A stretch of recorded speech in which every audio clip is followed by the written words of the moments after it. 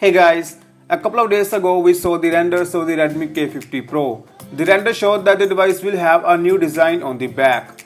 And now renders of the vanilla Redmi K50 have popped up on internet courtesy of OnLeaks.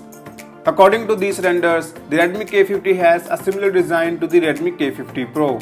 The camera design on the back appears to be inspired by Vivo devices with a triangular camera island. On the front, it features a flat display with a centered hole punch cutout. The display is surrounded by thin bezels and a noticeable bottom chin. At the bottom, the Redmi K50 will have a USB Type-C port, a speaker grill and a primary microphone. But sadly, it doesn't have a 3.5mm headphone jack. On the top, it has a speaker grill and an IR blaster. The display could be a 6.6-inch Super AMOLED with 120Hz panel and Full HD Plus resolution. Under the hood, the device could be powered by the Snapdragon 870 SoC.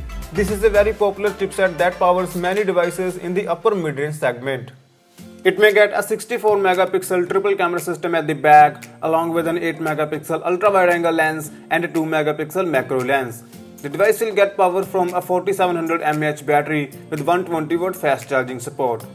It features a side-mounted fingerprint scanner and will run on MIUI 13 based on Android 12. So that is all for this video, and if you are still not subscribed to my YouTube channel, hit that subscribe button. Anyway, thank you for watching. Hope to see you tomorrow in a new video. Peace out.